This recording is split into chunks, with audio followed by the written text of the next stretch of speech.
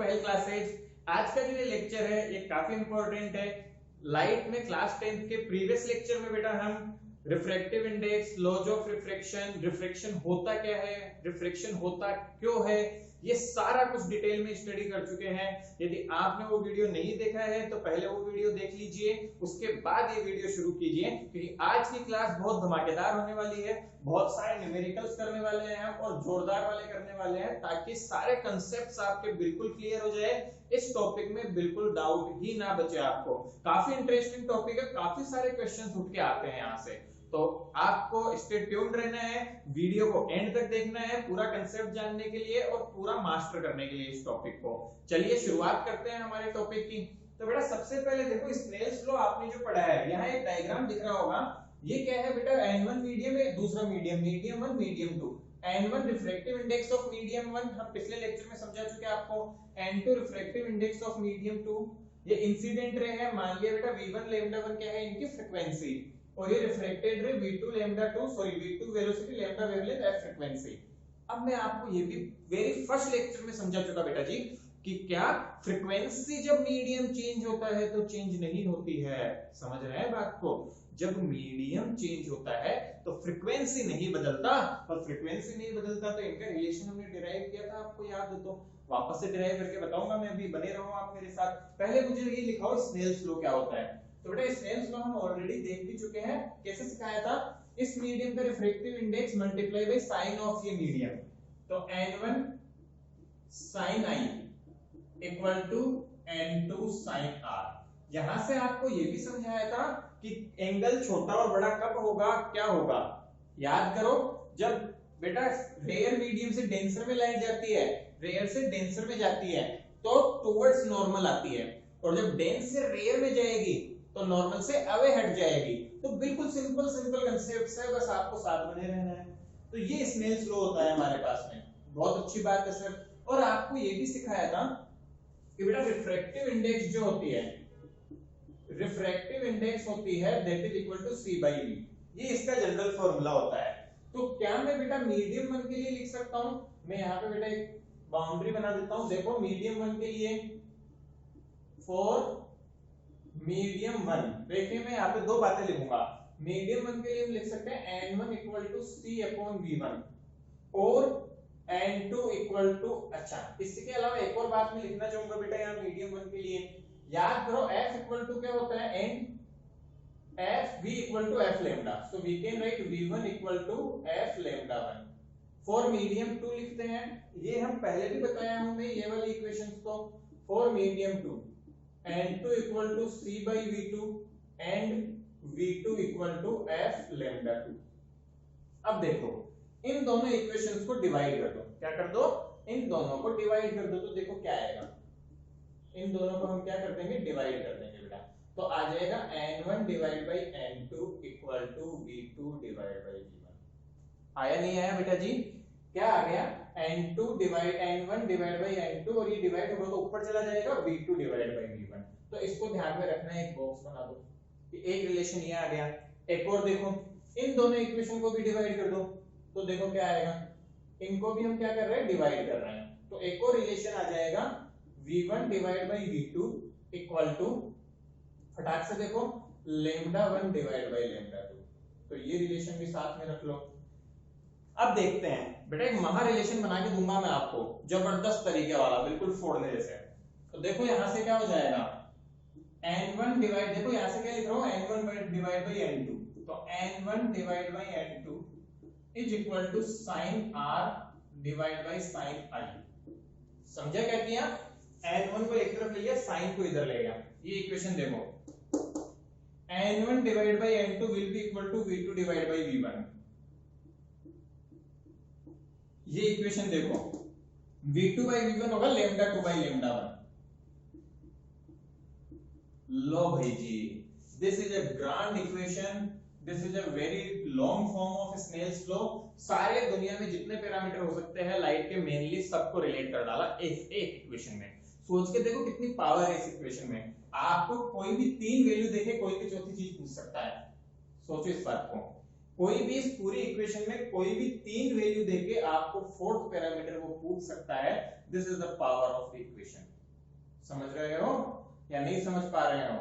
मान लो कैसे, आपको n1 n2 दे देगा, sin i दे देगा और पूछ देगा क्या, आपसे कुछ v1 दे देगा, v2 पूछ देगा, कोई भी वैल्यू देके कुछ भी पूछ सकता है यहाँ से। This is the power of equation. Very very important, आपको बुक्स में नहीं पढ़ाया जाता बट कॉम्पिटिटिव एग्जाम्स के लिए बहुत फेवरेट है ये इक्वेशन।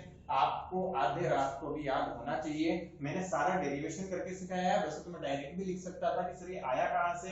बेटा रिफ्रैक्टिव इंडेक्स होता है c/v1, n2 को c/v2 लिख सकते हैं, यहां से ये वैल्यू आ गई और इसी तरह हमने इसको सॉल्व कर लिया। पता है आया कि नहीं है समझ में? कॉमन सेंस की बात है। चलिए, तो बहुत इंपॉर्टेंट और बहुत अच्छा कंसेप्ट है बेटा ये, आपको सब कुछ आना चाहिए ये। तो मैं मिटाने के लिए बेटा एक ग्लव्स लगा लेता हूं ताकि हमें आसानी रहेगी। तो आपको ये सब समझ आ गया होगा, ये होप कंसेप्ट आपको। तो अब देखो जो नेक्स्ट कंसेप्ट है हमारे पढ़ने के लिए वो कौन सा है कि रिलेटिव रिफ्रैक्टिव इंडेक्स। अभी साथ बने रहे, इस पे न्यूमेरिकल करेंगे हम। अभी पहले ये कंसेप्ट समझते हैं।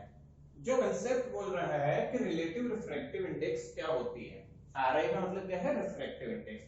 तो समझिए बेटा इसको हम कैसे डिनोट करते हैं। अब बुक्स में अलग अलग नोटेशंस लिखे होते हैं, मैं सब बता दूंगा आपको। बुक्स कई बार इसको ऐसे भी लिख देती हैं, म्यू ए बी, इसका मतलब refractive index of A with respect to B, या ऐसा भी लिख देते हैं एन ए बी वगैरह। ठीक है, डिफरेंट वेज है। अपन जो नोटेशन फॉलो कर रहे हैं वो रहता है बेटा n12। What is this? This is equal to n1 divide by n2।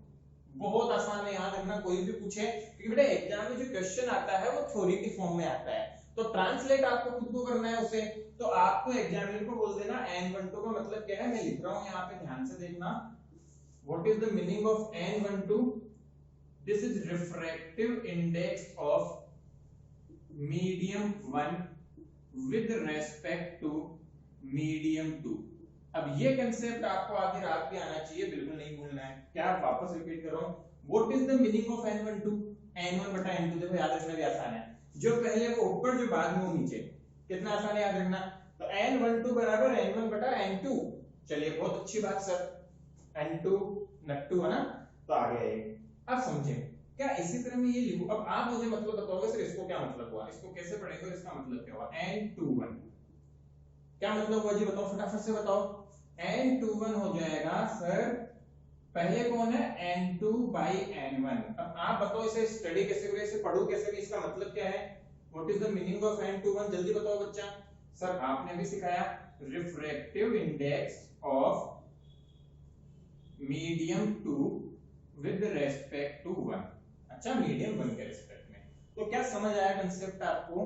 कभी भी with respect to refractive index निकालनी हो तो बच्चे आप क्या करोगे, आपको ये फॉर्मूला ध्यान में रखना, आपको कंसेप्ट ध्यान में रखना है। जैसे मैं पूछूं अब आपसे, मैं सवाल पूछता हूं आपसे कि मुझे इसी टर्म्स में लिख के बताओ, refractive index of water with respect to glass. मैं लिख रहा हूं यहाँ, सब बच्चे ध्यान से देखेंगे। ये आप एक मान लो एग्जांपल के तौर पे ले लेते हैं, refractive index of water with respect to glass. अब आपको क्या करना है, ये सोचो किसकी पूछी है, वाटर की। तो सोचो रिफ्रैक्टिव इंडेक्स ऑफ वाटर, तो वाटर पहले आ जाएगा n वाटर, और विद रेस्पेक्ट टू ग्लास तो n ग्लास। ग्लास के लिए g यूज कर लिया, वाटर के लिए w, that is equal to n w by n g। तो इस तरह से आपको ये कंसेप्ट ध्यान में रखना है बच्चा। ये इस तरह से ध्यान रखोगे तो कभी गलत नहीं होगा। This is a favourite portion, इससे खूब क्वेश्चंस पूछे जाते हैं दुनिया भर के। ओके, अनाप शनाप खूब सारे क्वेश्चंस रहते हैं इससे, तो टेंशन बिल्कुल नहीं लेनी है आपको, बस साथ बने रहिए हमारे, सब कुछ समझ आएगा आपको। तो दो इंपॉर्टेंट बातें यहाँ से कि रिलेटिव रिफ्रैक्टिव इंडेक्स का मतलब क्या है। रिलेटिव का मतलब बेटा किसी के रेस्पेक्ट में देखना, ठीक है, तो जैसे कि जिसके भी देख रहे हो वैसे कंसीडर कर लेंगे। दूसरा इंपॉर्टेंट पॉइंट कि स्नेल्स लॉ की लॉन्ग फॉर्म क्या है। अच्छा, ये जनरल नहीं दिया होगा, मैंने आपको बता दिया, इसको ध्यान में रखना है, इससे क्वेश्चंस बनते हैं। कैसे? तो आइए शुरुआत करते हैं कहानी का। तो मैं इसको मिटा रहा हूं, आपको ये ध्यान रखना है और आपको इसको यूज भी करना है। तो चलिए कहानी की शुरुआत करते हैं। यहाँ पे एक क्वेश्चन लिखता हूं मैं आपके सामने, फिर आप कोशिश करें उसको करने की। तो क्वेश्चन कुछ इस प्रकार है बच्चा कि हमें गिवन है, ठीक है, light travel from refractive index of ठीक है, फ्रॉम मीडियम 1, ऐसे मत लिखो बेटा, इसको इस तरह से लिखो, from a medium of refractive index 4/3 to a medium of refractive index, ध्यान से देखना क्या है, रिफ्रैक्टिव इंडेक्स 3/2। ठीक है, अब से पूछा क्या जा रहा है, फाइंड।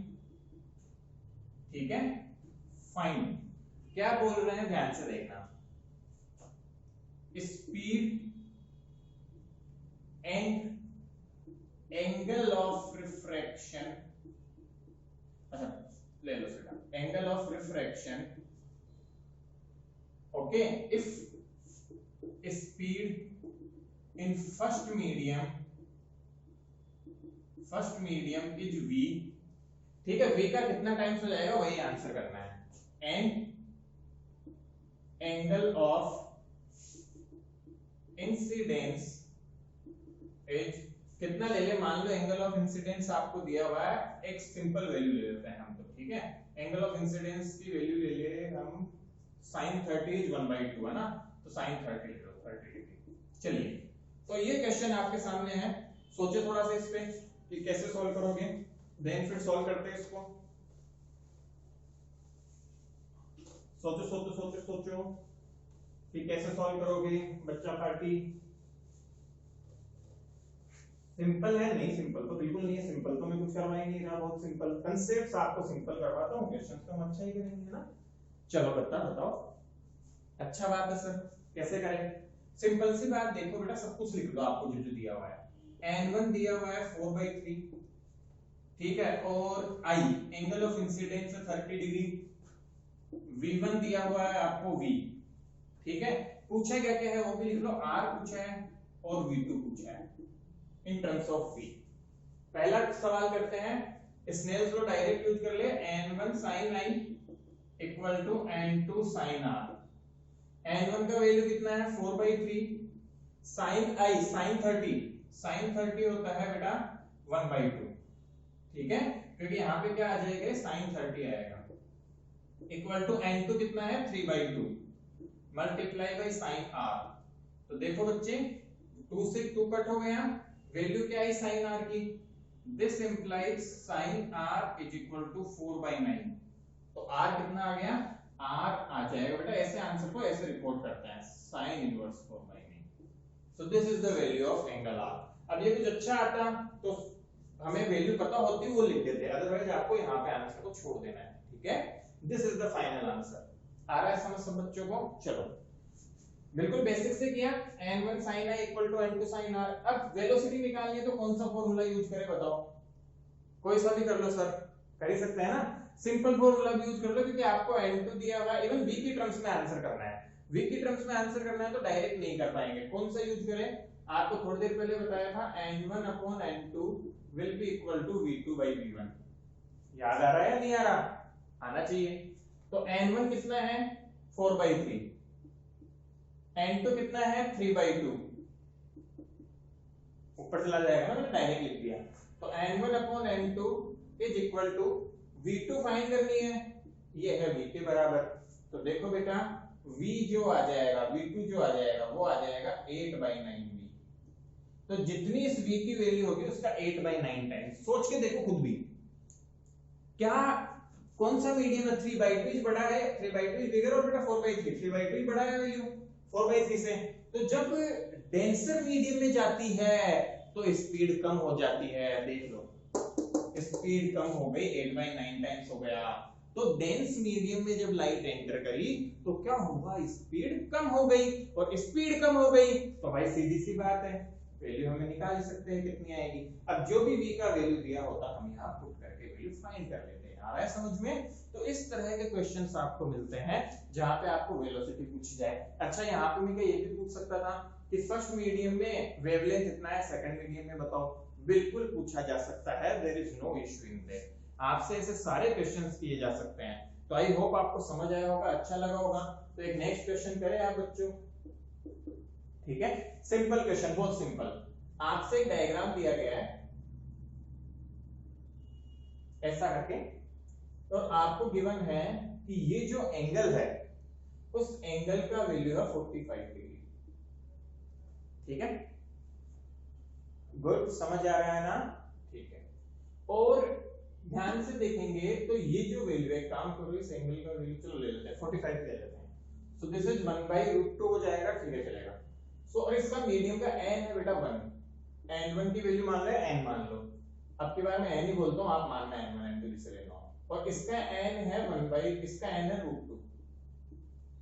ठीक है, अब आपसे पूछा जा रहा है कि इस रे डायग्राम को कंप्लीट करो, बस क्वेश्चन नहीं है, बोल दिया कंप्लीट रे डायग्राम आफ्टर रिफ्रैक्शन। तो अच्छा क्वेश्चन, बढ़िया क्वेश्चन करवा रहा हूं मैं थोड़ा सा, तो फटाफट से सोचे।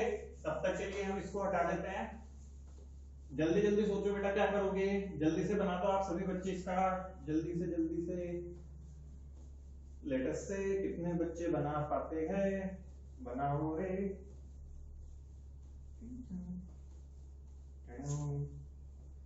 बढ़ जाएगा, क्या दिक्कत होगी? चलो बेटा सोचो, पहली बात आपको यदि रिफ्रैक्शन का कंप्लीट रे डायग्राम करना है रिफ्रैक्शन के बाद, तो दिमाग में आना चाहिए कि रे जो है वो चेंज होगी और एंगल कम होगा। मानते हो कि नहीं मानते हो कि एंगल कम होगा? बिल्कुल होगा। अब सर आपने बोल दिया कि एक 1 है इस मीडियम का, इस मीडियम का √2, तो पक्की बात है डेंस मीडियम में जा रही है। तो एक बात तो श्योर है बेटा, मैं इसी डायग्राम में थोड़ा चेंज कर रहा हूं कि रे जो है वो नॉर्मल की तरफ मुड़ेगी, और यदि हम ये एंगल फाइंड कर ले तो हमारा रे डायग्राम बिल्कुल सटीक बन जाएगा। समझ आ रही है कि ये तो समझ गए कि रे ऐसे जा रही थी तो ऐसे घूम जाएगी थोड़ी सी, लेकिन रे डायग्राम कब बनेगा सटीक? जब ये एंगल भी पता चलेगा। तो एंगल बनाना जरूर है। ऐसा क्वेश्चन आता है तो बच्चे क्या करते हैं, अरे कौन सी बड़ी बात है भाई, ये लाइन खींच दी, नहीं, वहां आपके आधे नंबर कट जाएंगे। तो नंबर तो हमें खोनी नहीं है, नंबर तो कहीं नहीं कटनी चाहिए हमारे। तो पूरे नंबर लाने के लिए हमने क्या किया, हमने ये काम किया। आया समझ में? तो यहां से आपका आएगा कि ये एंगल निकाल दोगे आप, एंगल मार्क कर दोगे डायग्राम में, आपके फुल नंबर हो जाएंगे। चलिए फाइंड कर लेते हैं एंगल, रूल यूज कर ले, इस मीडियम का refractive index multiply by sine of this angle, तो 1 multiply by sin 45 is equal to √2 multiply by sin r। r angle मान लो इसको, कोई r वैल्यू है, ठीक है। चलिए तो 1/√2 इक्वल टू √2 sin r, यहां से सॉल्व करने पे आ गया sin r is equal to 1/2, और 1/2 किसके लिए, एंगल के लिए होता है, ये तो अच्छा एंगल है, मैंने डेटा ऐसा लिया है, तो r की वैल्यू आ जाएगी 30 डिग्री। साइन किस एंगल के लिए बेटा, इसका मतलब क्या होता है कि यहाँ r की वैल्यू कितना डिग्री रखो कि 1/2 आ जाए, r कितना रखे कि आंसर कितना आ जाए 1/2, तो ये लो r को हमने 30 डिग्री रख दिया। आया समझ या नहीं आया कुछ? तो इस तरह से अब जो डायग्राम बनाओगे उसमें इसको क्या मार्क कर दोगे आप, इस तरह ये 30 डिग्री है। तो इस तरह से बच्चों सवाल करने होते हैं, इस तरह से हमें आगे बढ़ना होता है। तो आई होप आपको समझ आया होगा ये पोर्शन। और क्वेश्चंस करने वाले हैं अब हम रिफ्रैक्टिव इंडेक्स के relative. Okay,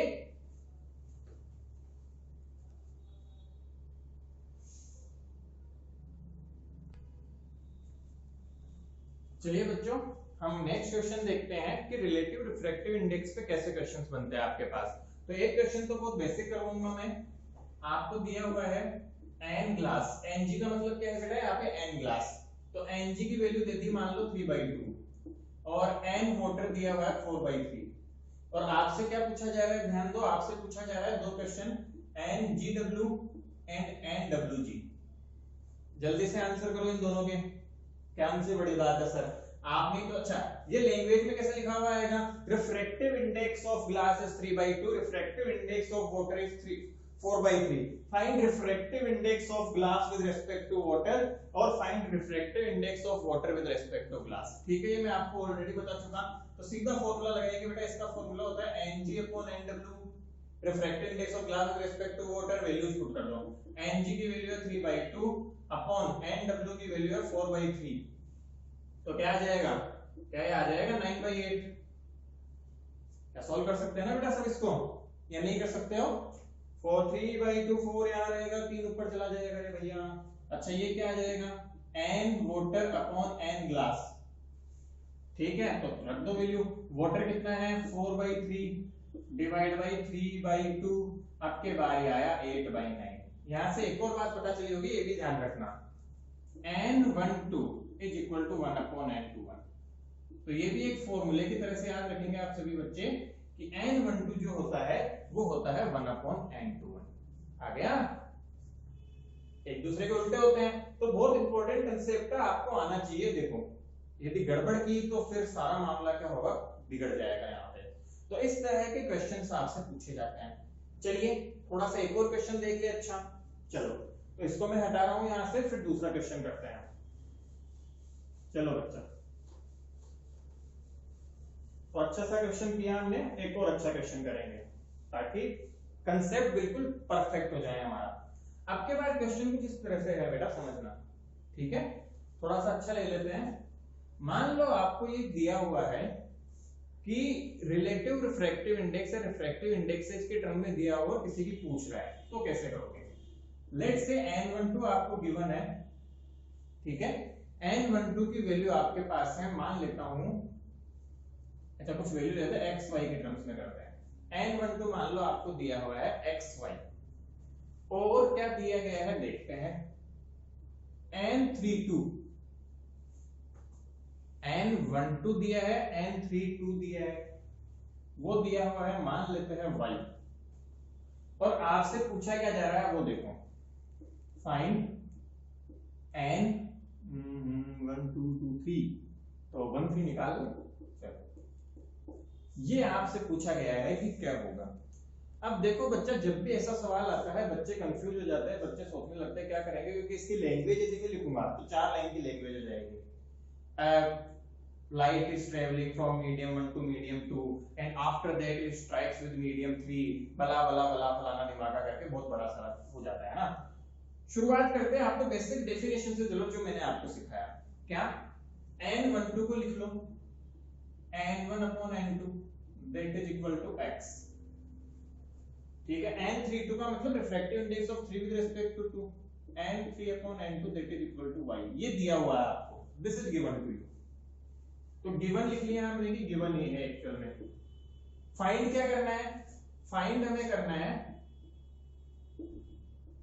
n13 and that is equal to n1/n3। देख लो बेटा इन दोनों इक्वेशंस को कैसे यूज लो कि n1/n3 आ जाए। तो ध्यान से देखना मैं क्या कर रहा हूं, समझना क्या कर रहे हैं हम सभी बच्चे ध्यान से। मुझे n2 को हटाना है, क्या करना है? n2 को हटाना है, तो क्या मैं इसको इससे डिवाइड कर दूं, बस काम हो गया। इक्वेशन 1 डिवाइड बाय इक्वेशन 2, ध्यान से देखना क्या आएगा, n1/n2 डिवाइड बाय n3/n2। तो ये आ गया n1/n3 and that is equal to 1 को 2 से डिवाइड किया x/y। तो बस यही तो पूछा गया था हमसे, this implies n13 equal to x/y। अब बताओ क्या पूछेगा वो, क्या रॉकेट साइंस मारेगा वो? आपसे n31 पूछ लेता y/x, वो कुछ और देके यार कुछ और पूछ लेता, क्या फर्क पड़ गया? कंसेप्ट यहाँ पे स्ट्रॉन्ग है ना, तो ये क्वेश्चन बिल्कुल क्रैक कर दोगे। सेम टाइप का क्वेश्चन आपके 2000 जो अभी पेपर हुआ है बेटा 20 का साइंस का 10th क्लास का, उसमें सेम क्वेश्चन आया है सेम पैटर्न पे। जिन बच्चों को सिखाया हुआ था पहले, इवन काफी बच्चों को जिन्होंने मैंने पढ़ाया वो सही करके आए इस क्वेश्चन को। तो आपको बस यही ध्यान में रखना था, सिंपल कंसेप्ट है, यहाँ आ गया तो फिर सवाल होना कोई बड़ी बात नहीं है। तो आपको कैसा लगा वीडियो लेक्चर? अच्छा लग रहा है आपको तो आपके फ्रेंड्स के साथ शेयर कीजिए। हमें कमेंट करके जरूर बताएं कि कैसा आपका फीडबैक है, क्या चाहिए आपको, और मैं किस तरह के वीडियोज आपके लिए और लेके आऊं। और मजा आ रहा है तो please share and subscribe to us. Thanks.